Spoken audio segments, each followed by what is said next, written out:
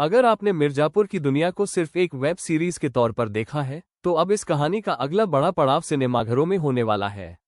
11 अगस्त 2026 को Mirzapur the movie का trailer release कर दिया गया है और ट्रेलर को देखकर साफ है कि निर्माताओं ने इस बार कहानी को बड़े पर्दे के हिसाब से और ज्यादा भव्य बनाने की कोशिश की है।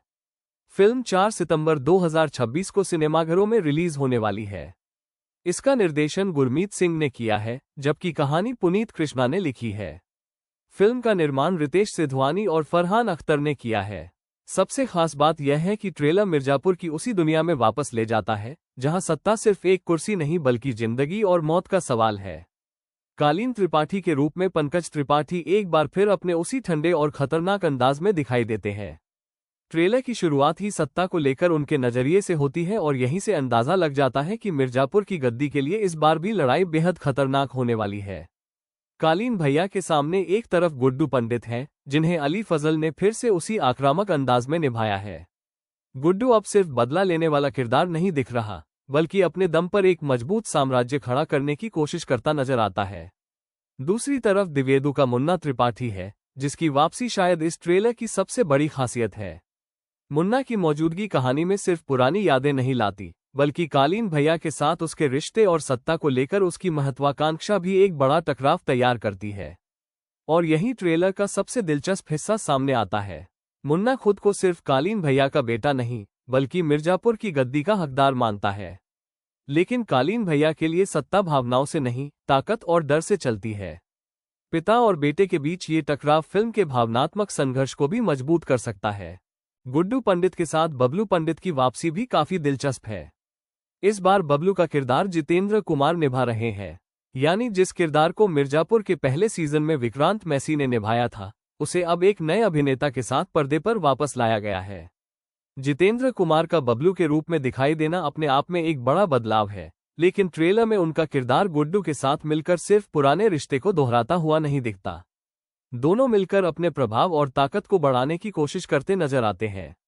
ये देखना दिलचस्प होगा कि फिल्म इस बदले हुए किरदार को कहानी में किस तरह इस्तेमाल करती है।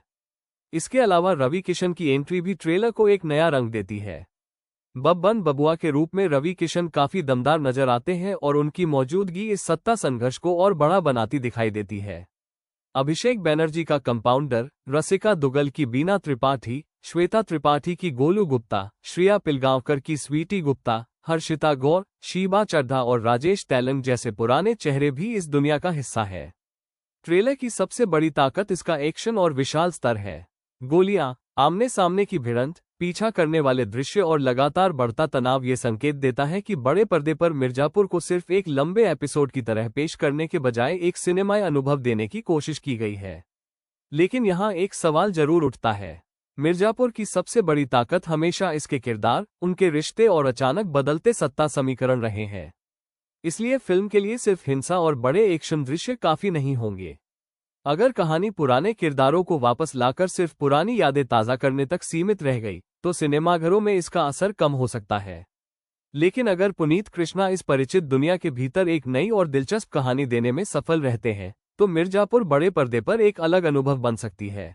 ट्रेलर से इतना जरूर साफ है कि फिल्म पुराने मिर्जापुर प्रशंसकों को उनकी पसंदीदा दुनिया, किरदार और वही पुराना सत्ता संघर्ष वापस देने वाली है, लेकिन इस बार पैमाना काफी बड़ा है।